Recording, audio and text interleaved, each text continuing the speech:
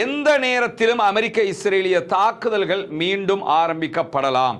எந்த நேரத்திலும் ஈரான் மீதான யுத்தத்தை இரு நாடுகளும் தொடங்கலாம் என்பதுதான் அவர்கள் விடுத்திருக்கக்கூடிய அறிவிப்பினுடைய மிக முக்கியமான சாராம்சமாக இருக்கிறது. காரணம் என்னன்னு கேட்டா, சரணடைவதை பற்றி சிந்திக்கவே இல்லை. அது சாத்தியமற்ற ஒரு அமெரிக்காவின் கோரிக்கை. ஏன்னா யுத்தம் பண்ணி ஈரானை தோக்கடிச்சிட்டோம்னு சொல்ல முடியல. அதனால நீங்களா நாங்க தோத்துட்டோம்னு சொல்லிக்கிறீங்க என்றாவது சொல்லி பார்க்கிறார்கள்.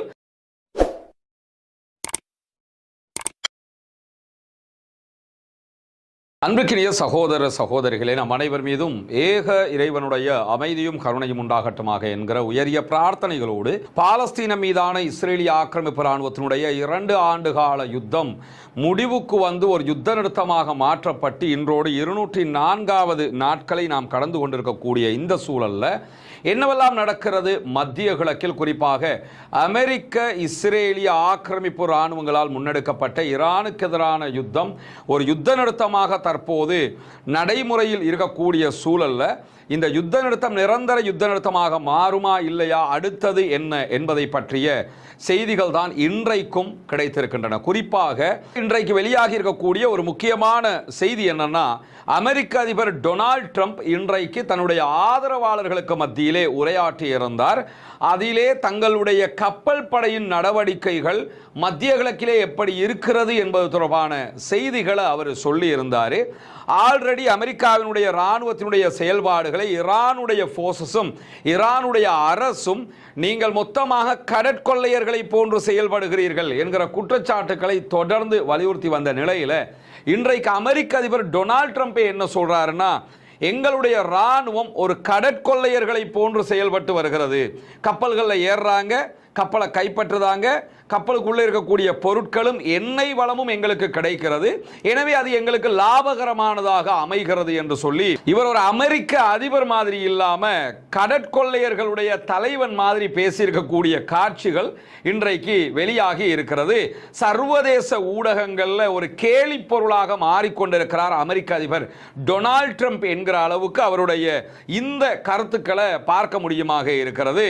ஏன்னா கடற்கொள்ளையர்கள் தான் எண்ணெயை திருடுவாங்க, அதை கொண்டு போய் கள்ள சந்தையில் விற்பாங்க, அதில் இருக்கக்கூடிய பொருட்களை திருடுவாங்க, இந்த வேலையெல்லாம் பார்ப்பாங்க, அதைத்தான் நாங்களும் பார்க்கிறோம் அப்படின்னு சொல்லி இன்றைக்கு வெளிப்படையாகவே அவர் பேசியிருக்கக்கூடிய காட்சி தான் பரபரப்பான செய்தியாக மாறி இருக்கக்கூடிய சூழல்ல இன்றைக்கு ஈரானுடைய இராணுவ தலைமையகம் ஒரு முக்கியமான அறிவித்தலை விடுத்திருக்கிறது. அது என்ன அறிவிப்பு என்று சொன்னால், எந்த நேரத்திலும் அமெரிக்க இஸ்ரேலிய தாக்குதல்கள் மீண்டும் ஆரம்பிக்கப்படலாம், எந்த நேரத்திலும் ஈரான் மீதான யுத்தத்தை இரு நாடுகளும் தொடங்கலாம் என்பதுதான் அவர்கள் விடுத்திருக்கக்கூடிய அறிவிப்பினுடைய மிக முக்கியமான சாராம்சமாக இருக்கிறது. காரணம் என்னன்னு கேட்டா, அமெரிக்க இஸ்ரேலிய ஆக்கிரமிப்பு இராணுவங்களுடைய தாக்குதல்களால ஈரானை மண்டியிட வைக்க முடியவில்லை. ஈரான் மீதான யுத்தத்தில் எந்த இலக்குகளையும் அவங்களால அடைய முடியாம போயிடுச்சு. குறிப்பாக ஈரானுடைய செறிவூட்டப்பட்ட யுரேனியத்தை கைப்பற்ற போறோம், டெல்டா போர்சஸை இறக்க போறோம்னு சொன்னாங்க, அதை அவங்களால பண்ண முடியல. ஈரானுடைய ஆன்மீக தலைவர் ஆயத்துல்லா அலி காமனியை கொன்றார்கள். அதற்கு பகரமாக முஜ்தபா அலி காமனி தற்போது நியமிக்கப்பட்டு விட்டார். ஈரான்ல யார் யாரையெல்லாம் இவங்க கொன்னாங்களோ அதற்கு பகரமானவர்கள் நியமிக்கப்பட்டு விட்டார்கள். ஆட்சியை அவர்களால் கவிழ்க்க முடியவில்லை. ஈரானுடைய ஆட்சி தக்க வைக்கப்பட்டு விட்டது. ஈரானுடைய IRGC என்று சொல்லக்கூடிய இஸ்லாமிய புரட்சிகர காவலர் பிரிவினர் தொடர்ந்து அமெரிக்காவுக்கு எதிரான சண்டைகளில் மும்முரமாக நின்று வருகிறார்கள். எல்லாவற்றையும் மீறி ஹோர்முஸ் ஜலசந்தியை மூடி இருக்கிறது ஈரான். இந்த மூடலை கூட மிக கவனமாக சரியாக வழி நடத்தி வருகிறது ஈரான். எனவேதான் மத்திய கிழக்கு நாடுகளுக்கு பிசினஸ் பண்ண முடியல, வெளிநாடுகள் எதுவும் மத்திய கிழக்கில் இருந்து பெட்ரோலை இறக்குமதி செய்ய முடியாத திண்டாட்டங்கள் இருக்கக்கூடிய சூழல்ல ஹொர்முஸை ஓபன் பண்ணணுமாக இருந்தால் பேச்சுவார்த்தைகள் வெற்றிகரமாக அமைய வேண்டும். பேச்சுவார்த்தைகளுக்குரிய புதிய ப்ரொபோசல் என்ன ஈரான் கொடுத்திருந்தாங்க, அந்த ப்ரொபோசலை அமெரிக்க அதிபர் டொனால்ட் ட்ரம்ப் மறுத்துட்டார், நாங்கள் ஏற்றுக்கிற முடியாதுன்னு சொல்லிட்டாரு. அதற்கான காரணமாக என்ன சொல்லப்படுதுன்னு கேட்டால், அந்த ப்ரொபோசல்ல எதிர்வருகிற நாட்களில் பேச்சுவார்த்தைக்கு நாங்கள் தயாராக இருக்கிறோம், ஹொர்முஸை திறக்கணுமா அதை பற்றியெல்லாம் பேசுவோம், ஆனால் எங்களுடைய ஏவுகணை பலத்தை பற்றியோ அல்லது எங்களுடைய அணு ஆயுத பலத்தை பற்றியோ நீ எந்த பேச்சுவார்த்தையும் தற்போதைக்கு வேணாம், ஒரு நீண்ட காலத்துக்கு பின்னாடி போட்டுருவோம், பிறகு நம்ம மெதுவாக பேசிக்கலாம் அப்படின்னு சொல்லி அவர்கள் ப்ரொபோசலில் கொடுத்திருக்கிறதாகவும், அதனால் தான் அமெரிக்க அதிபர் அதை ஏற்க மறுத்திருக்கிறார் என்கிற செய்திகளும் வெளியாகி இருக்கக்கூடிய சூழலில் தான் ஈரானுக்கும் அமெரிக்கா இஸ்ரேலிய ஆக்கிரமிப்பு ராணுவங்களுக்கும் இடையில மீண்டும் இதனால் ஒரு யுத்தம் ஏற்படுவதற்கான வாய்ப்பு இருக்கிறது என்கிற செய்திகள் இன்றைக்கு வெளியாகி இருக்கிறது. ஏன்னா ஈரானும் விட்டு கொடுக்க மாட்டேங்கிறாங்க, அமெரிக்காவும் விட்டு கொடுக்க மாட்டேங்கிறாங்க. ரெண்டு தரப்புமே ஒரே பிடியாக நிற்கிறார்கள். ஈரான் எப்படியுமே விட்டு கொடுக்க வேண்டிய அவசியம் கிடையாது. அமெரிக்காவும் இஸ்ரேலும் ஆக்கிரமிப்பு தாக்குதல்கள் நடத்தியதனால அவங்க தான் விட்டு கொடுக்க வேண்டும். ஆனால் அவர்கள் விட்டு கொடுப்பதற்கு தயாராக இல்லை. ஈரான் அதனால் தன்னுடைய இறையாண்மையை நாங்கள் பாதுகாத்துக் கொள்வோம், எங்களால் சண்டையிட முடியும் என்பதில் உறுதியாக இருக்கிறது. அமெரிக்க அதிபர் டொனால்ட் ட்ரம்பினுடைய ஐடியாவாகவே எது இருந்ததுன்னு கேட்டா, நீங்க ஹொர்முஸை மூடி இருக்கிறீங்க, நாங்களும் மாறி ஹொர்முஸை மூடுறோம், நாங்களும் மூடினதுக்கு பிறகு நீங்களும் மூடி வச்சிருக்கிறீங்க, எப்படி உங்களுக்கு பொருட்கள் வருதுன்னு பார்ப்போம். எனவே ஈரான் தாக்கு பிடிக்காது, ஈரானுக்கு பொருட்கள் தேவைப்படும், அதனால திரும்ப அவங்க தலை வணங்கிக்கிட்டு வருவாங்க என்றெல்லாம் நினைச்சாரு. அந்த நம்பிக்கை எல்லாமே தவிடுபடியாக்கப்பட்டு விட்டது. ஈரான் மசியவில்லை. ஈரானுக்கு அவர்களுடைய நிலப்பரப்பு வழியாக வேண்டிய பொருளை எல்லா நாட்டிலையும் வந்து எடுக்க முடியுங்கிறதுனால அதை நாங்க பார்த்துக்கிறோம், அது எங்க பிரச்சனை, உங்க பிரச்சனையை நீங்க பார்த்துக்கிறீங்கன்னு சொல்லிட்டு எந்த பேச்சுவார்த்தைக்கு முடியாது என்கிற நிலை தற்போது நடைமுறையில் இருக்கக்கூடிய காரணத்தினால ஈரான் யுத்தத்திற்கு தயாராகிறது. ஒவ்வொரு முறையும் நாங்க பல விட்டுக் கொடுப்புகளை செஞ்சிருக்கிறோம், ஆனால் அமெரிக்கா விட்டுக் கொடுப்புகளை செய்யவில்லை. அமெரிக்கா மீண்டும் மீண்டும் பேச்சுவார்த்தைகளுடைய கோரிக்கைகளை முறியடித்து தாக்குதல்களை தான் நடத்தி இருக்கிறது என்று சுட்டிக்காட்டக்கூடிய ஈரானுடைய அதிகாரிகள் மேலதிகமாக என்ன சொல்லியிருக்கிறாங்கன்னு கேட்டா, அமெரிக்கா முன்வைக்கக்கூடிய கோரிக்கைகள் பேச்சுவார்த்தைக்கான கோரிக்கைகளே இல்லை அப்படிங்கிறாங்க. ஏன்னா பேச்சுவார்த்தைன்னா அதுக்கேற்ற மாதிரி நெகிழ்வுத்தன்மையோட நீங்க வைக்கிறத நாங்க ஏத்துக்கிற மாதிரி இருக்கணும், நாங்க சொல்றதை நீங்க ஏத்துக்கிற மாதிரி இருக்கணும். ஆனா இங்க ரெண்டுமே கிடையாது. குறிப்பாக அமெரிக்கர்கள் ஈரான் சரணடைய வேண்டும் என்று எதிர்பார்க்கிறார்கள். நாங்கள் ஒருபோதும் சரணடைவதை பற்றி சிந்திக்கவே இல்லை, அது சாத்தியமற்ற ஒரு அமெரிக்காவின் கோரிக்கை. ஏன்னா யுத்தம் பண்ணி ஈரானை தோக்கடிச்சிட்டோம்னு சொல்ல முடியல, அதனால நீங்களா வந்து நாங்கள் தோத்துட்டோம்னு சொல்லிக்கிறீங்க என்றாவது சொல்லி பார்க்கிறார்கள். ஆனால் அதற்கும் ஈரான் மசிவதாக இல்லை. எனவே அடிப்படையில் ஒரு யுத்தம் நடப்பதற்கான வாய்ப்பு இருக்கிறது என்று ஈரானுடைய அனைத்து படைப்பிரிவுகளும் மீண்டும் தயார் நிலையில் வைக்கப்பட்டிருக்கிறது என்கிற செய்திகள் இன்றைக்கு வெளியாகி இருக்கக்கூடிய சூழலில் தான் மேலதிகமாக ஈரான் இன்றைக்கு இன்னும் ஒரு விதிமுறையையும் ஹொர்முஸ் ஜலசந்திக்கு விதித்திருக்கிறது. என்னன்னா, பேச்சுவார்த்தைகள் நடந்து சமாதானமே வந்தாலும் ஹொர்முஸை நாங்கள் திறந்தாலும் அமெரிக்காவினுடைய ஆயுத கப்பல்கள் ஹொர்முஸில் பயணிக்க கூடாது. எண்ணெயை ஏற்றுமதி பண்ணுங்க, தேவையானதை இறக்குமதி பண்ணுங்க, அதெல்லாம் பண்ணிக்கலாம். அமெரிக்காவுடைய ராணுவ தளங்கள், அமெரிக்கன் பேஸ் இருக்குதா இல்லையா, இந்த பேஸுக்கு தேவையான ஆயுதங்களை கடல் வழியாக ஹொர்முஸ் வழியாக நீங்க கொண்டு போக கூடாது. நீ தரை வழியாக கொண்டு வந்துக்க, விமானத்தில் கொண்டு வந்துக்க, அது உன்னுடைய பிரச்சனை.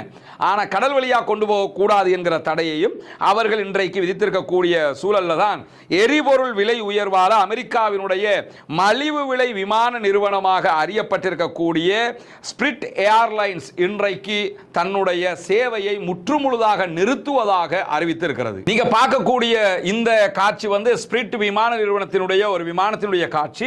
அமெரிக்காவில் செயல்படுகிற விமான நிறுவனங்கள்ல ரொம்ப மலிவான, மக்கள் நிறைய பயன்படுத்துகிற விமான நிறுவனம், 34 ஆண்டுகளாக செயல்பட்ட ஒரு விமான நிறுவனம்.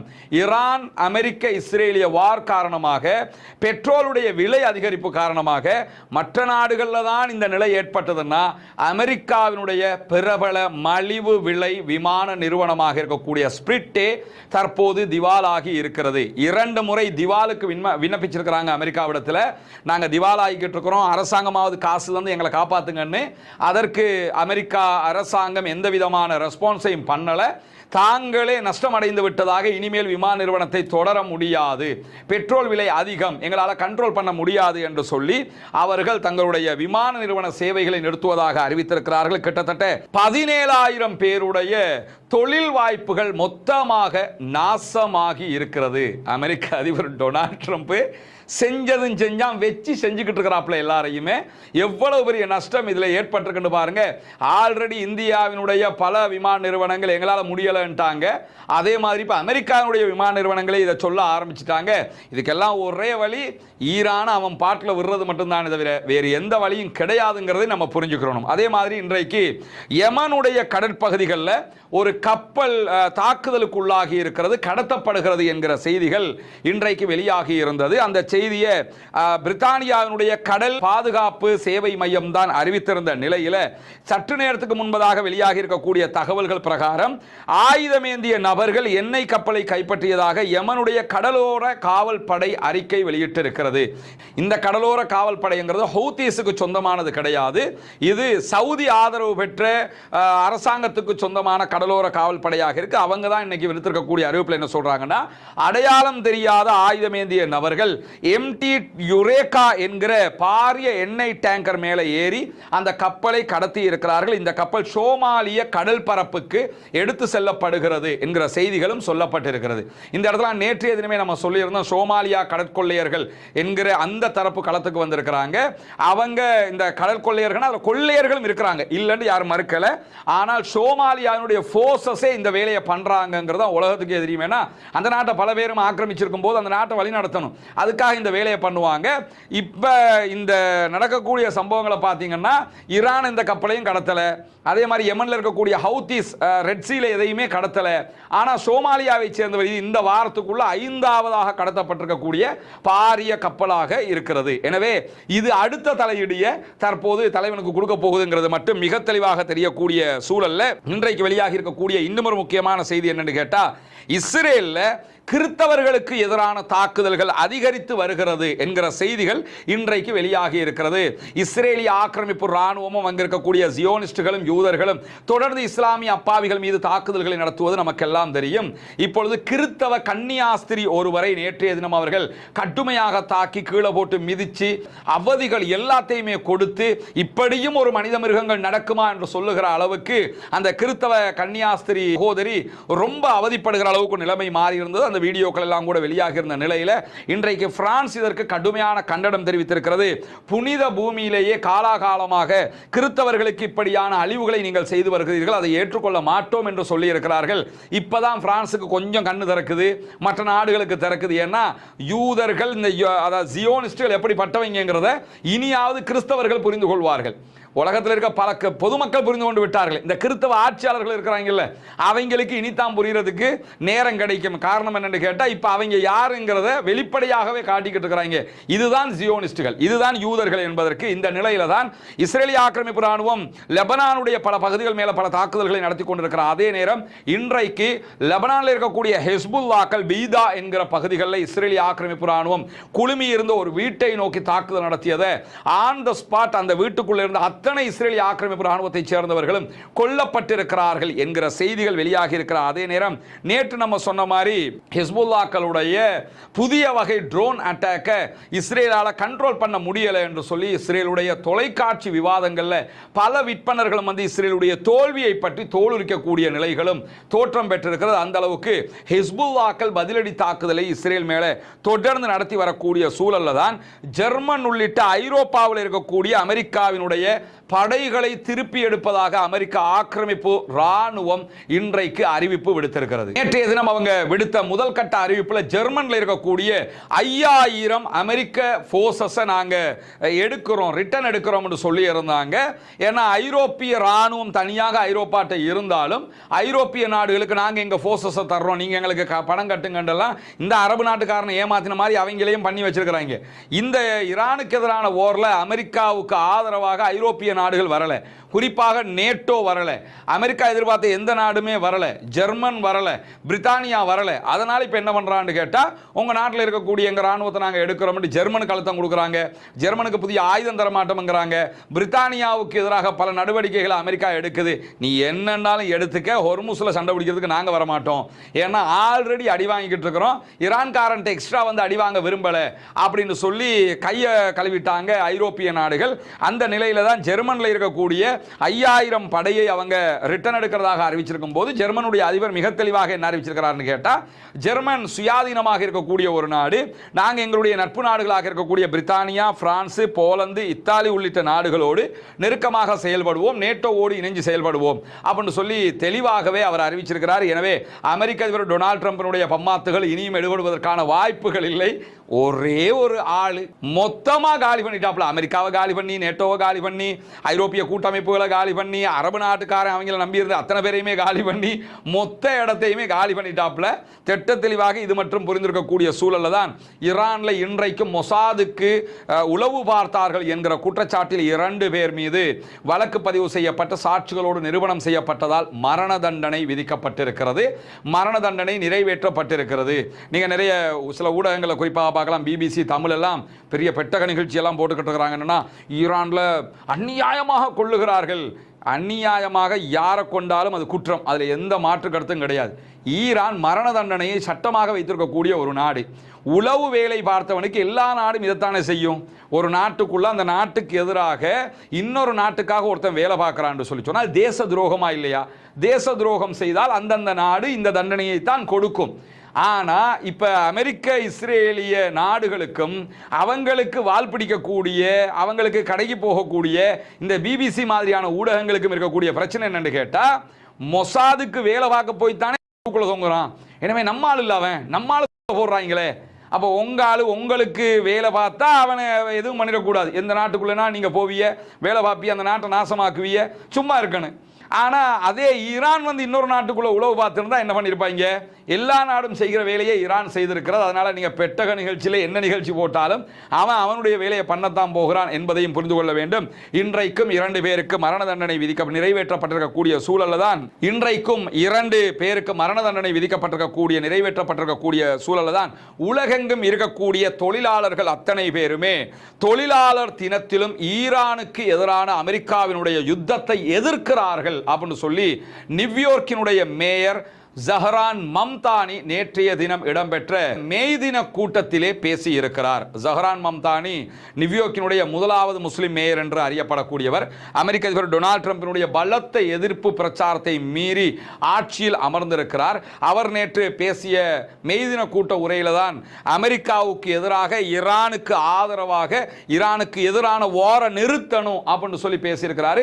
உலகெங்கும் இருக்கக்கூடிய தொழிலாளர்கள் அத்தனை பேரும் இதே மனோநிலையில் தான் இருக்கிறார்கள் என்பதையும் ஜஹரான் மம்தானி சொல்லியிருக்கக்கூடிய செய்திகளும் இன்றைக்கு வெளியாக இருக்கிறது. பொறுத்திருந்து பார்ப்போம் என்னவெல்லாம் நடக்கிறது என்பதை. இன்றைக்கு வெளியாக இருக்கக்கூடிய முக்கிய செய்திகளுடைய தொகுப்பை தான் இந்த தொகுப்பிலும் நம்ம பார்த்திருக்கிறோம். தொடர்ந்து இணைந்திருங்கள். ரஸ்மின் மயசி நியூஸ் மற்றும் ரஸ்மின் டாக்ஸ் ஆகிய 2 சேனல்களோடு. ஆக்கிரமிப்புகள் ஓய வேண்டும், ஆக்கிரமிப்பாளர்கள் ஓய வேண்டும், ஆக்கிரமிப்பாளர்கள் ஓய்ந்து ஆக்கிரமிப்புகளும் ஓய்ந்து மத்திய கிழக்கும் முழு உலகம் அமைதிக்கு திரும்ப வேண்டும் என்கிற உயரிய பிரார்த்தனைகளோடு ஆக்கிரமிப்பாளர்களுக்கு எதிராக தொடர்ந்தும் ஜனநாயக ரீதியாக குரல் எழுப்புவோமாக. வாஹ்ரதா அல்ஹம்துலில்லாஹி ரப்பில் ஆலமீன்.